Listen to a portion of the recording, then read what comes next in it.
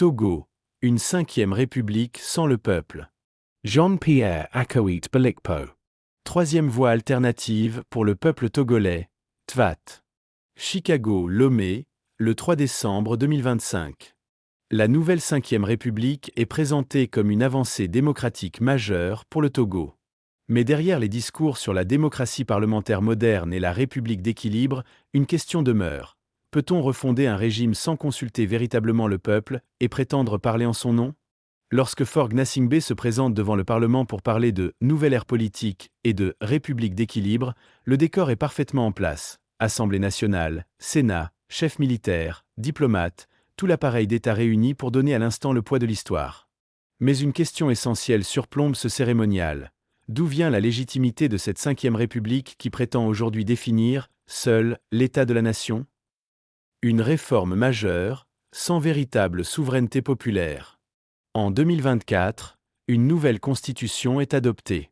Elle abolit l'élection présidentielle au suffrage universel direct et transfère l'essentiel du pouvoir exécutif vers une nouvelle fonction, le président du Conseil, désormais occupé par Faure Gnassingbé. Sur le plan juridique, le changement est considérable. Mais sur le plan politique, la méthode interroge. Réforme préparée et votée par un Parlement largement contrôlé par le parti au pouvoir. Absence de référendum permettant aux citoyens de se prononcer directement. Contestation encadrée ou réprimée dans la rue, dans un contexte de liberté publique limitée. Pour une partie importante de la société togolaise, partis d'opposition, organisations de la société civile, acteurs religieux, citoyens ordinaires, il ne s'agit pas d'une simple évolution institutionnelle, mais d'un coup de force constitutionnel qui verrouille dans un nouvel habillage un pouvoir déjà en place depuis plusieurs décennies. Dans ces conditions, entendre parler de « révolution de l'esprit public » ou de « nouvelle étape de la démocratie » a quelque chose de profondément paradoxal. Une vraie révolution démocratique commence par un acte simple, demander au peuple ce qu'il veut et accepter sa réponse. Protéger, la stabilité pour qui et à quel prix ? Au cœur de son discours, le président du Conseil articule un premier axe, protéger. Protéger le territoire, les populations, la stabilité, la paix régionale. Il insiste sur les menaces sécuritaires, notamment au nord du pays, sur les chocs économiques et climatiques, sur l'instabilité de la région. La réalité des menaces ne fait aucun doute. Mais la question n'est pas là. La question est, au nom de la protection, que justifie-t-on ? Si la stabilité signifie restreindre le droit de manifester pacifiquement, arrêter des opposants, des activistes, des simples citoyens, verrouiller le jeu politique au point de rendre toute alternance quasi impossible, alors nous ne parlons plus de protection, mais d'une mise sous tutelle politique d'un peuple entier, au nom de sa propre sécurité. La sécurité n'est pas un objectif illégitime. Elle le devient lorsqu'elle sert de prétexte à prolonger un système sans accepter la contradiction, la contestation, ni la possibilité réelle d'alternative. Rassembler, l'inclusion peut-elle se décréter ? Deuxième axe du discours, rassembler. Le régime se présente comme garant de la cohésion nationale, de la décentralisation, de l'équité territoriale. Il appelle au dialogue, à l'écoute de l'opposition, à la participation citoyenne. Sur le papier, les mots sont justes.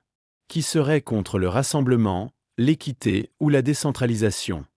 Mais la cohésion ne se décrète pas, elle se prouve.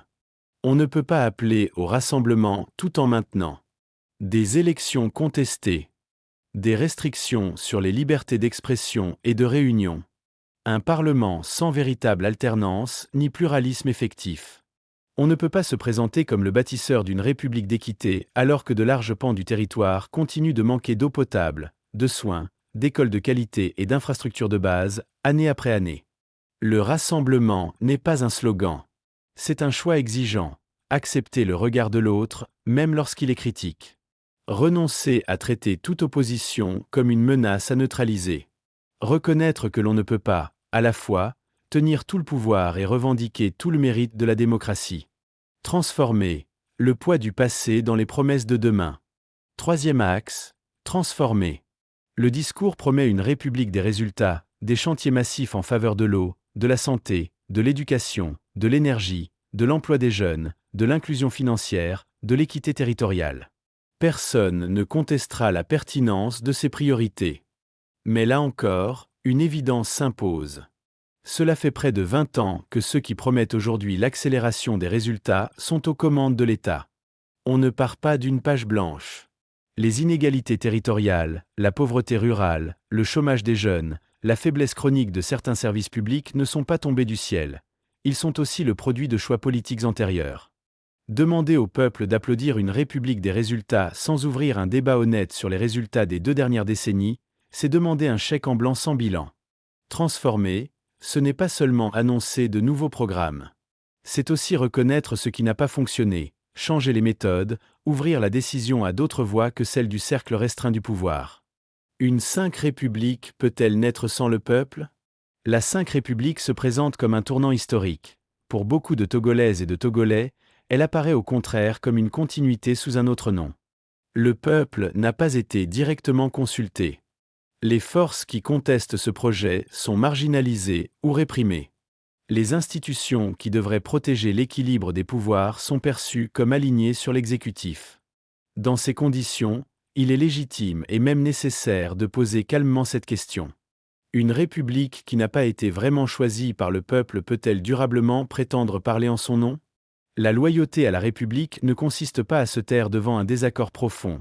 Elle consiste à dire la vérité sur l'état réel de notre contrat social. La loyauté première d'un citoyen, d'un intellectuel, d'un responsable politique, n'est pas envers un texte imposé ni envers un homme, mais envers la justice, la vérité et la dignité du peuple. Ouvrir le débat que la 5e République a esquivé.